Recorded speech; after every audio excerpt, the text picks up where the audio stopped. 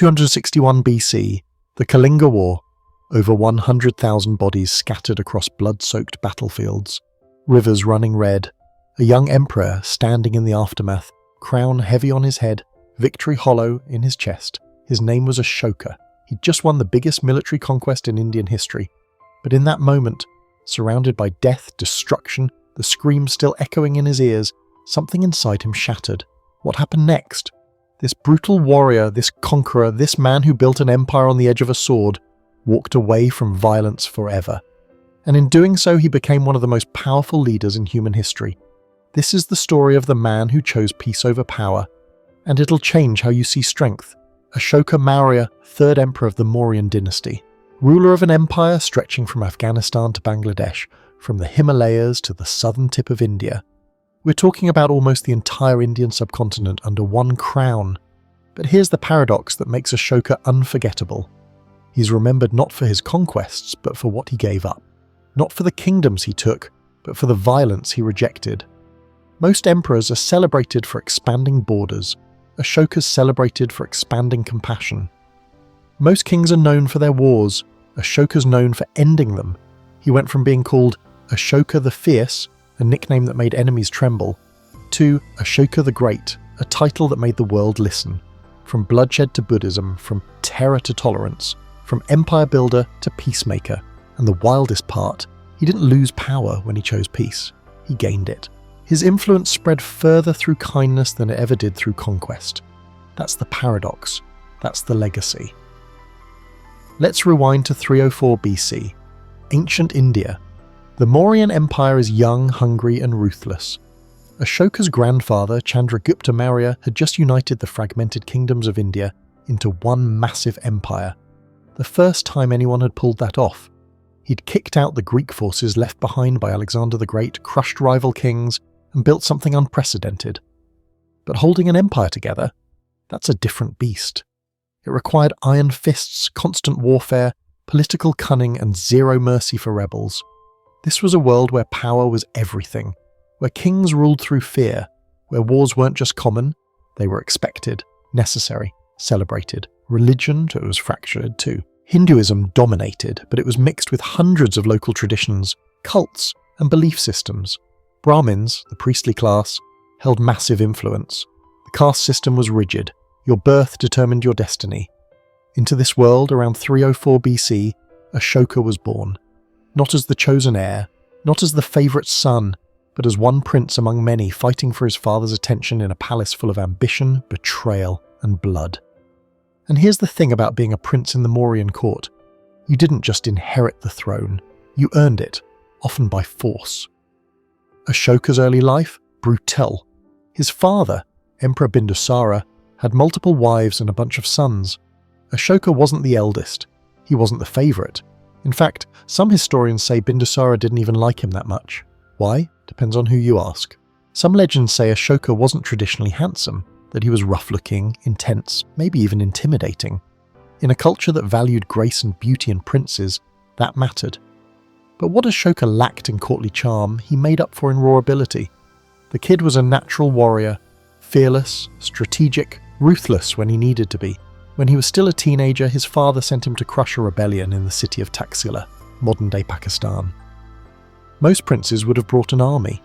Ashoka reportedly walked in with just a small retinue and sorted it out through sheer presence and political skill. No bloodshed, just results. That earned him respect, but it also earned him enemies. Because in a royal family where everyone's jockeying for the throne, being good at your job makes you a target. His brothers saw him as a threat. The court officials whispered. Even his father kept him at arm's length, sending him away to govern distant provinces, Ujjain, Taxila, keeping him far from the capital, far from power. But Ashoka thrived in exile. He learned governance, he learned war, and somewhere in Ujjain he met a woman named Devi, a merchant's daughter, not royalty, and fell in love. They had 2 children, Mahinda and Sangamita, a family, a life outside the palace games. Then in 272 BC, Emperor Bindusara died, and the throne was up for grabs. What followed was vicious. Ashoka's brothers fought for power. The court split into factions. Ancient sources, some legends, some history, say Ashoka killed 99 of his brothers to secure the throne. Whether that number's literal or symbolic, the message is clear. Ashoka fought his way to power, and he didn't play nice. By the time the dust settled, Ashoka was emperor, but the crown came with blood on it. And that was just the beginning. For the next 8 years, Ashoka ruled like his grandfather and father before him, expanding borders, crushing rebellions, consolidating power. He was efficient, he was feared, he was exactly what you'd expect from a Mauryan emperor.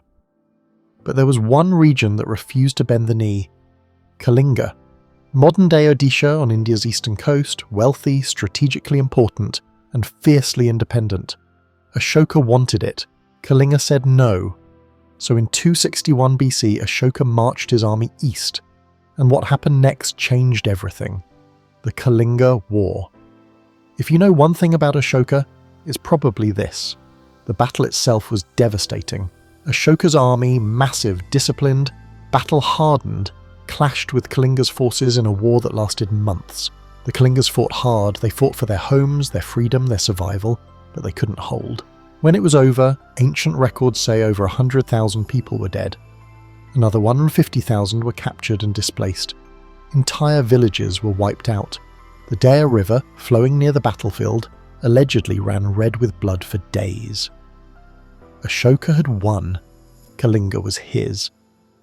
The Mauryan Empire now stretched from coast to coast.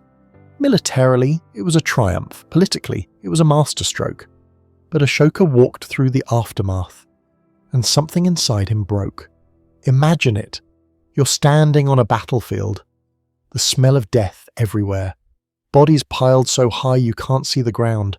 Mothers crying over their children. Soldiers, your soldiers, wounded, traumatized, broken. The silence after the screams.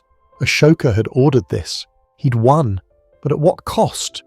There's a famous edict, Rock Edict 13, that Ashoka had carved into stone years later. In it, he describes his feelings after Kalinga.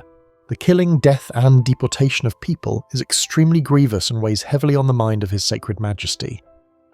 That's an emperor admitting regret, publicly, permanently, carving his guilt into stone for history to remember. But Ashoka didn't just feel bad and move on. He didn't justify it as necessary for the empire. He didn't bury it. He transformed. Ashoka encountered Buddhism. Some say he'd been exposed to it before, through monks, through his wife Devi, through whispers at court. But after Kalinga, he didn't just listen. He converted, fully, deeply. Buddhism taught him that all life is sacred, that violence creates suffering, that power without compassion is emptiness, that the cycle of harm, hurting others, being hurt, hurting again, can only be broken through understanding and peace. Ashoka looked at his empire built on conquest and fear and decided to rebuild it on something else entirely: Dhamma. Not just Buddhism, Dhamma was bigger. It was a moral framework, a way of life. It meant non-violence, respect for all living beings, truthfulness, compassion, tolerance, generosity. And here's the wild part. Ashoka didn't just preach it. He lived it. He enforced it. He made it policy. He stopped military expansion. No more wars of conquest. He released prisoners. He built hospitals, not just for people, but for animals. He planted trees along roads for shade. He dug wells for travellers.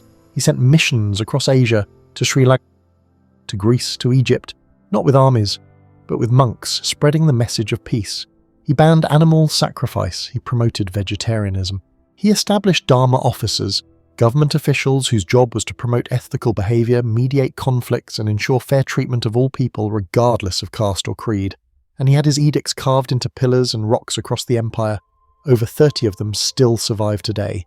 So everyone, from nobles to farmers, could read his message. All people are my children. I desire for them what I desire for my own children. Happiness in this world and the next. Think about that. An emperor calling his subjects his children. Not his property, not his tools, his children. This wasn't just a PR move. Ashoka lived this way for the last 30 plus years of his reign. He never went to war again. He never returned to the old ways. He'd seen the cost of violence, and he refused to pay it again. So what can we learn from Ashoka? What does a guy who lived 2,300 years ago have to teach us today? Lesson 1. Strength isn't about domination. It's about self-control. Ashoka had the power to conquer the entire known world. He had the army, the resources, the ambition, but after Kalinga, he chose restraint. He chose to stop. That's harder than winning. Anyone can swing a sword. It takes real strength to put it down. In your life, think about the battles you're fighting. Are they necessary? Are they making you better, or just making you harder? Sometimes the most powerful move is the one you don't make. Lesson 2. Regret can be a catalyst for transformation. A lot of people feel guilt or regret and just spiral. They beat themselves up, or they bury it, or they justify their actions to avoid the pain. Ashoka didn't do that. He faced his regret head-on. He didn't hide from what he'd done. He acknowledged it, owned it, and then asked, how do I become better? That's transformation. Not running from your past, but using it as fuel to build a better future.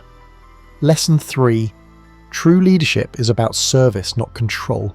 Ashoka could have kept ruling through fear. It works. Plenty of emperors did it successfully.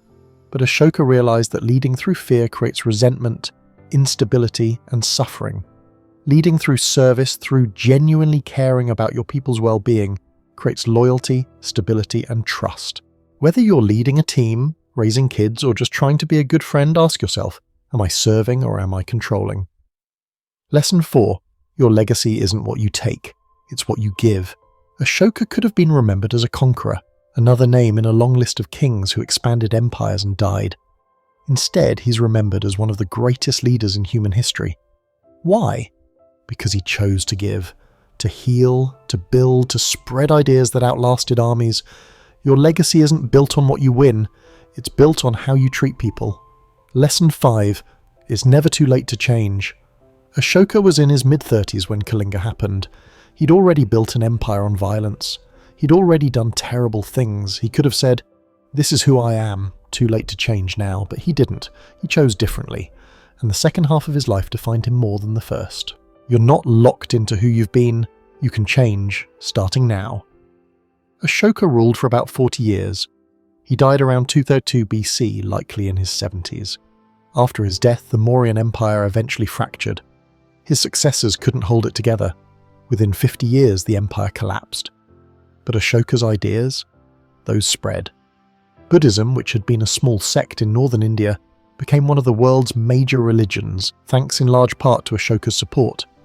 His missions to Sri Lanka established Buddhism there permanently. His edicts influenced rulers across Asia. The Ashoka Chakra, the 24-spoke wheel from his lion capital pillar, is literally on India's national flag today. 2,300 years later, his symbol represents a nation of 1.4 billion people. His pillars and edicts are UNESCO World Heritage Sites. Tourists, historians and pilgrims visit them every year, reading his words carved into stone, still clear, still powerful. He's studied in history classes, quoted in philosophy books, referenced by leaders from Mahatma Gandhi to B.R. Ambedkar, who saw Ashoka as proof that power and compassion can coexist. But here's what really gets me. Ashoka's story isn't just history, it's a mirror. We live in a world obsessed with winning, with conquering, with coming out on top, no matter the cost.